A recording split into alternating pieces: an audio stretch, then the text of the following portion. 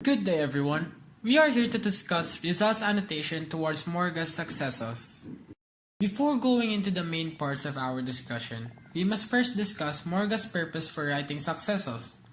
Morga wrote that the purpose for writing successors so he could chronicle the deeds achieved by our Spaniards, the discovery, conquest, and the conversion of the Filipino islands, as well as various fortunes that they have from time to time in the great kingdoms and among the pagan people surrounding the islands. Taking issue with the scope of these claims, Rizal argued that the conversion and conquest were not as widespread as portrayed, because the missionaries were only successful in conquering a portion of the population of certain islands. In terms of religion, Morga claims that Indios proceeded in primitive and with more blindness than any other matter, saying that Indios didn't pursue to find any knowledge of one true God nor envision a particular God at all. He also claims that the devil ordinarily deceived them with 1,001 errors and blind practices, claiming that Indios were feared to pursue the true God due to the devilish act. Morga also claims that wizards, or quote, priests, have feared or deceived the Indios population, believing if the person will die or not, creating cures, filling them with lies and absurdities, offered prayers and offered ceremonies to the Indios on behalf of their sick people, believe in omens and superstitious belief, which he claims the devil inspired them to do so.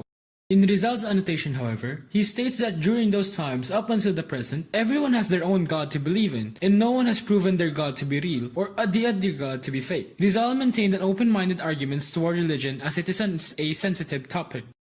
In Rizal's annotation, that these priests are called by the others Catalona and by Bailan, that they are just ordinarily or rich people and well-dressed and adorned with jewels, but they were not honored or esteemed because they considered them loafers who live by the sweat of their fellow men. This proves that the work of the priests has been productive, in which they write by confessing sincerely their ignorance of the matter. Other historians, however, say that they called hell Salad heaven, in the poetic language Ulugan. In Panay, however, they had their Olympus and Elisha fields in the Madhyas mountains, to which the blessed Visayan souls went.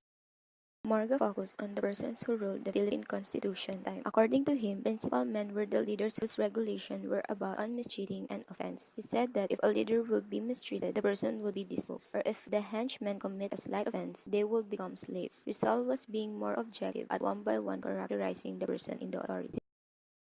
He said that Filipinos has natural laws, where they formed confederation and elected the bravest for being a leader. The identity originally came from the Spanish languages.